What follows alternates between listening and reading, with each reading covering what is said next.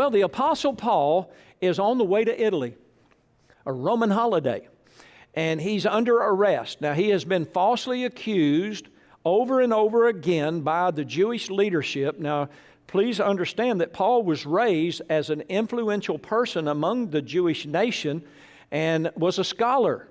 But he encountered Jesus on the road to Damascus. Many of us are familiar with that story. If not, you are, as we've studied the book of Acts. And he has been dealing with those who are trying to kill him. So the Jews finally, frustrated, find Paul standing before Felix and Drusilla, his wife, the leaders of the Roman Empire in that area, and they couldn't find any fault with him. So, endeavoring to please the Jews, he leaves Paul in jail. The next person that comes into authority is Festus. Festus can't find anything worthy of a true accusation against Paul because, frankly, Paul is innocent. So, trying to pass the buck, he gets a hold of King Agrippa and Bernice, his wife, and tries to get them to hear the case, and they can't figure out any reason for there to be a legitimate accusation of guilt against the Apostle Paul. How many of you know you can live innocent lives and still be accused of being guilty?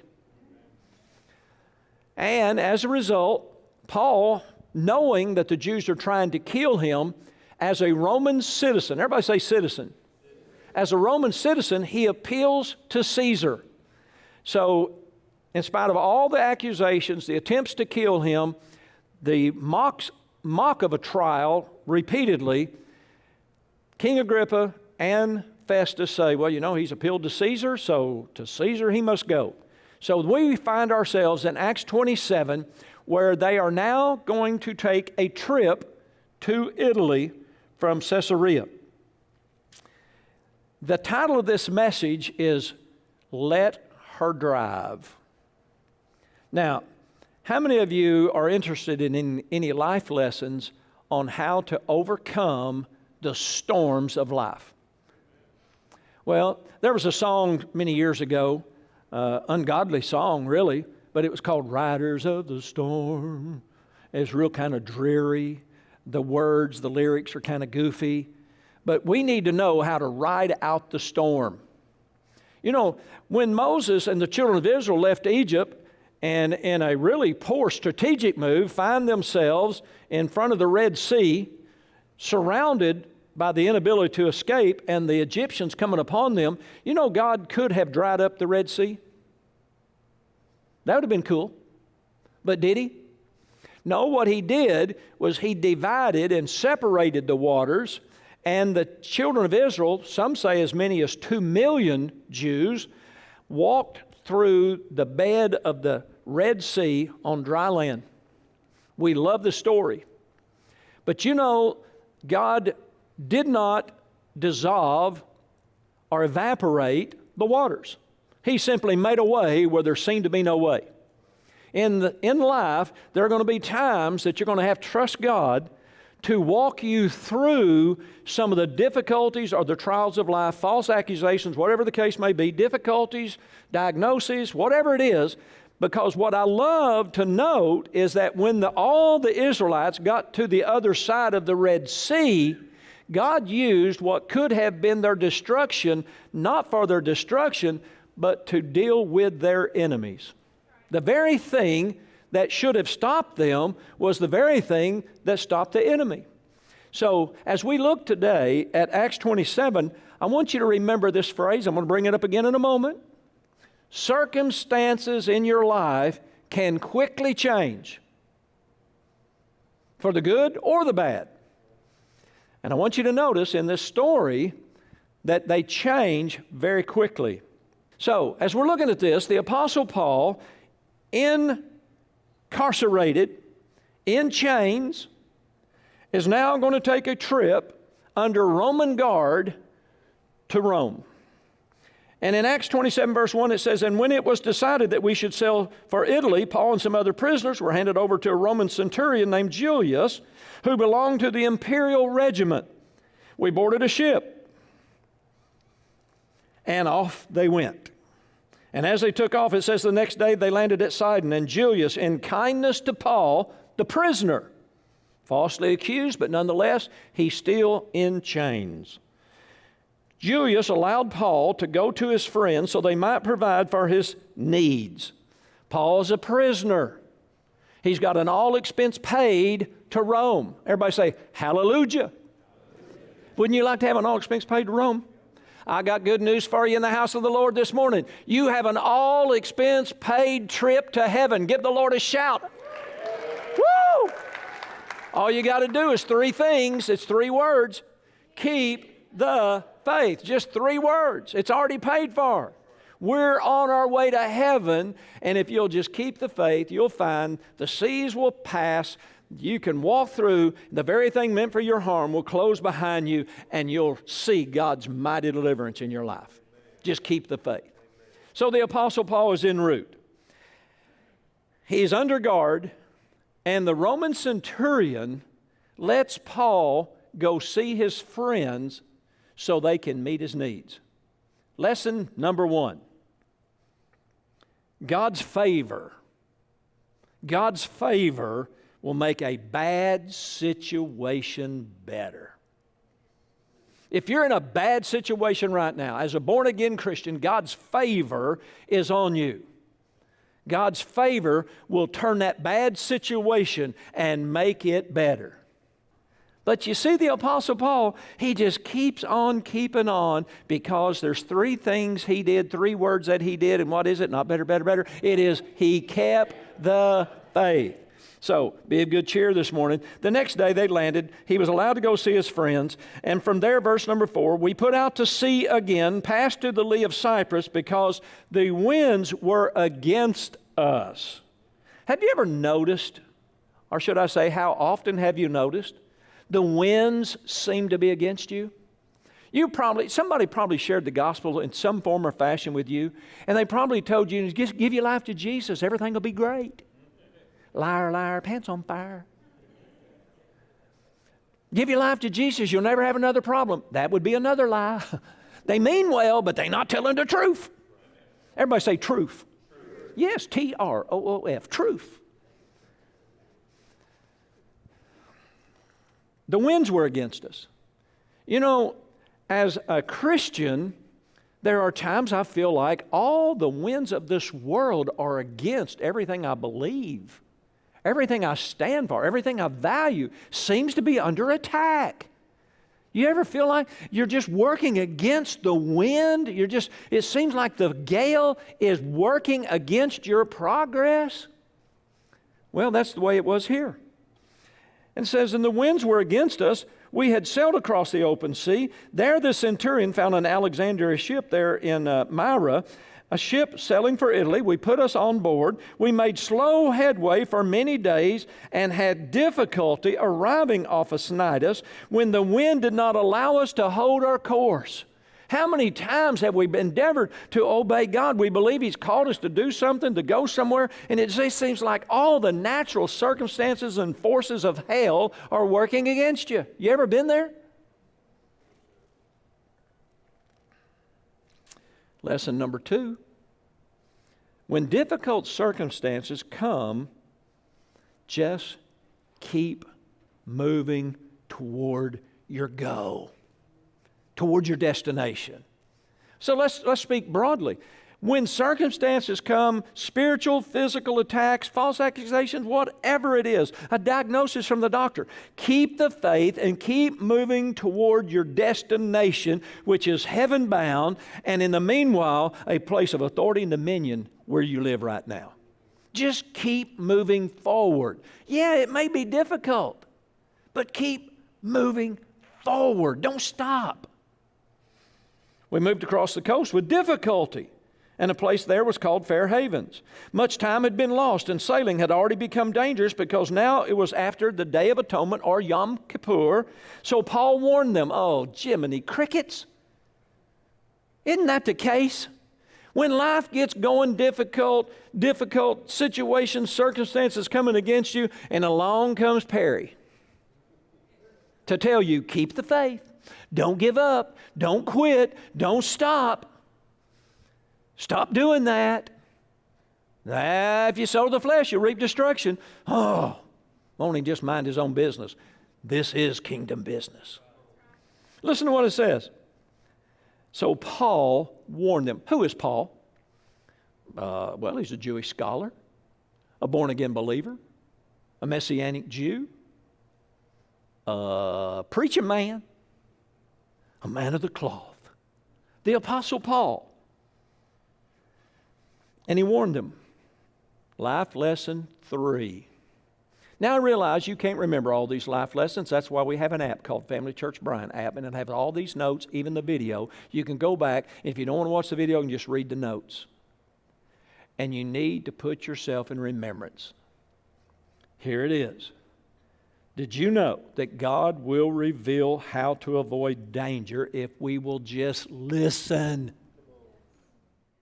Hi, I'm Perry Black right here at Second Chance Youth Ranch TV on Victory Television Network. And I'd like to invite you personally to join us every Thursday night at 11 p.m. as we look at the need for fostering, adoption, and mentoring. And what a great opportunity you have to join us every Thursday night at 11 p.m. right here on Victory Television Network. And I look forward to seeing you. Have you ever had somebody tell you not to do something? Now, I know we would never talk about one another to one another. But occasionally, I will say to my wife, privately, confidentially speaking, honey, I told them not to do that. I saw that coming a mile away. And they did it anyway.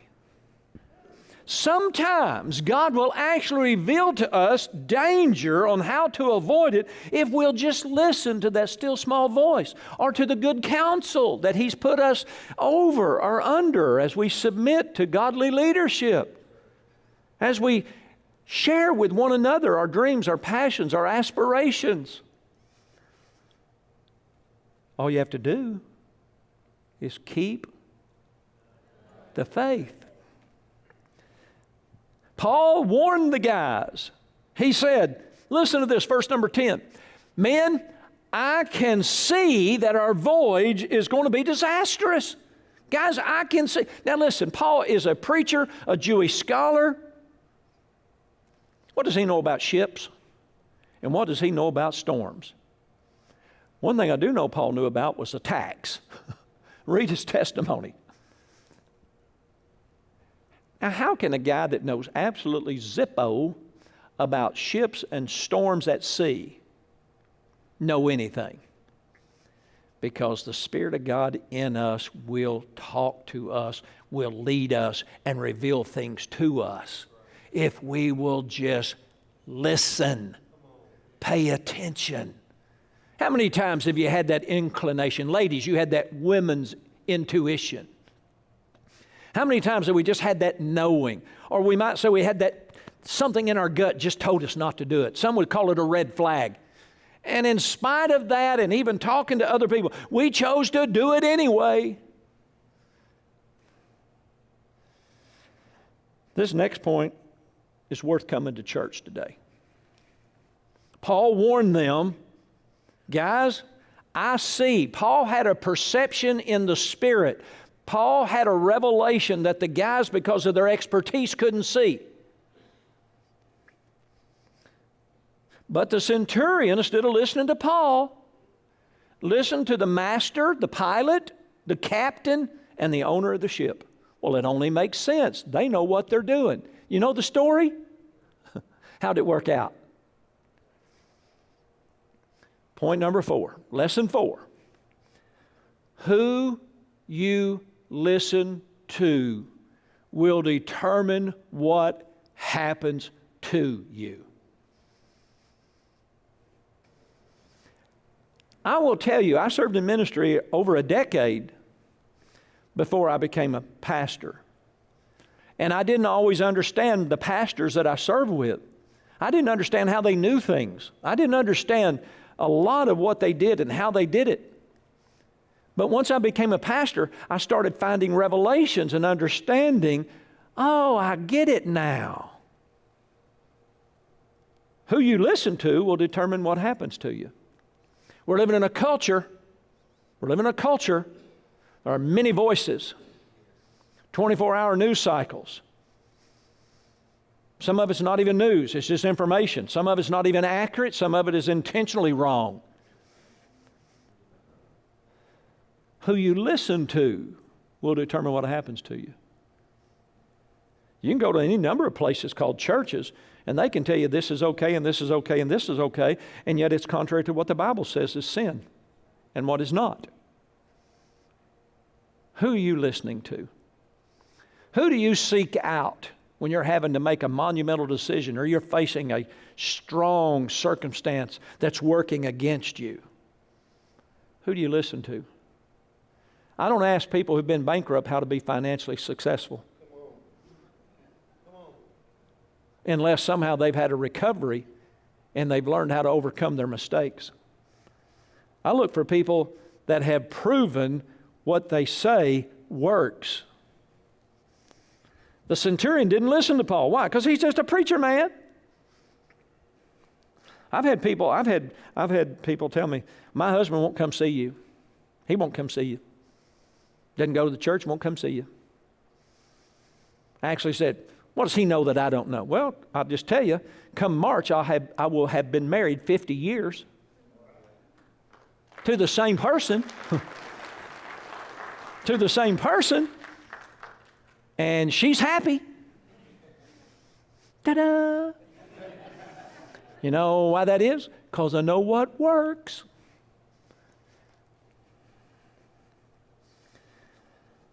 So since the harbor was unsuitable to winter in, now the King James brings some insights here that maybe you missed it. I'm reading out of the NIV because it talks American. And in this passage, it doesn't leave out a lot of information that sometimes in the NIV it does leave out. But it gives me an insight here. It says, since the harbor was unsuitable, that word unsuitable in the King James says the harbor was not commodious. How many of you know if you're going to spend the winter at a certain location, you need commodes? Well, this place was not commodious.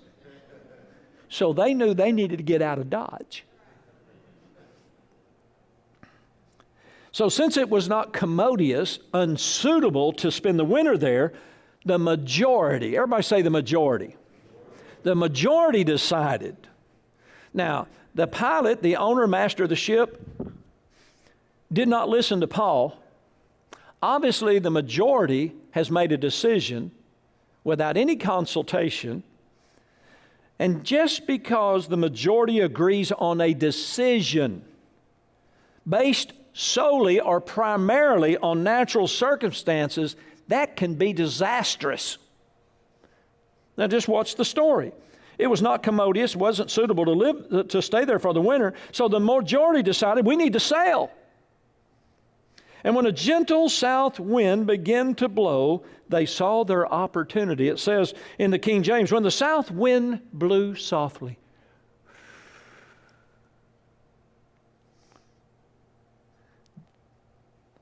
Supposing they'd obtained their purpose, everything was in the natural, looked right. Let's get out of town. Let's leave now. Man, it's perfect sailing weather. Remember my point? Circumstances can change quickly. The majority made a decision based on the natural. See, I remember in the Bible there was a guy named Gideon. He wanted to know the will of God, so he put out a fleece. How many of you know the devil has a water hose?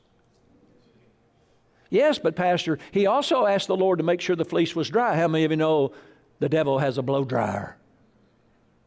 It's the one place in the Bible where a guy actually trusted in God's manifestation in the natural.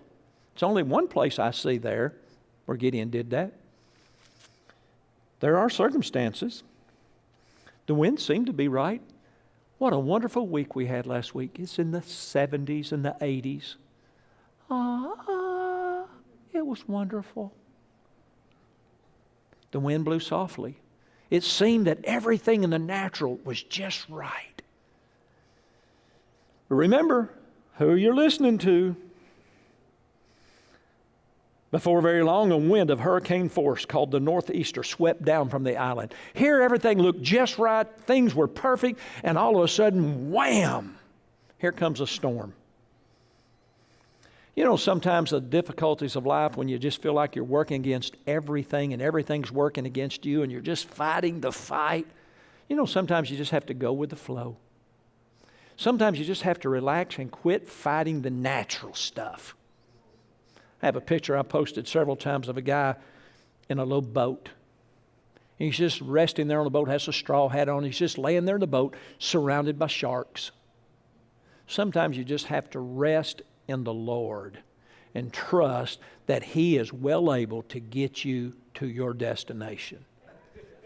Sometimes you have to roll with the punch. Sometimes you just have to relax and say, you know what?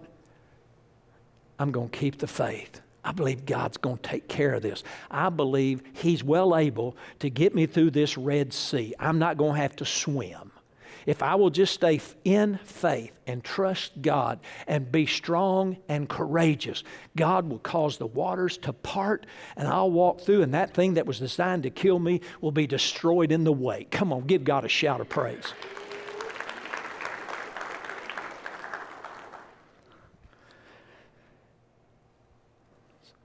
Well, the ship was caught by the storm, and we couldn't even head into the wind, so we gave way. King James says, in desperation, let her drive. Just let her drive. All right, guys, you can't do it. Just let her drive. Over and over, I'll say it. So what you going to do? I don't know. I'm going to ask her. Happy wife, happy life. Happy spouse, happy house. Sometimes you just got to go with it. I can't fight these natural circumstances, but what I can do is keep the faith. Don't quit, don't give up, and don't give in. Just keep the faith. God is faithful. Even when everything seems to be working against you, sometimes you just have to let it go and let her drive. See, we've said it like this. It's not the gust or the gale, but the set of the sail that determines your destination. In this case, it's way beyond the set of the sail. In this case, this boat is coming apart. So it's so bad that they actually take rope and run it somehow under the belly of the ship and tie the ship together. It gets so bad, they start throwing everything they have overboard, including the tackle, everything. It says, as we passed the lee of the small island, we were hardly able to make the lifeboat secure, so we hoisted it aboard, and then we passed ropes around the ship. We took such a violent battering, verse 18, from the storm that the next day they began to throw everything overboard. Lesson number 7. You know, in the trials of life, the difficulties of life, when you get that devastating report from the doctor, when you get that devastating report from the banker, the mortgage company, the auto company, the electric company, the water company, the divorce papers.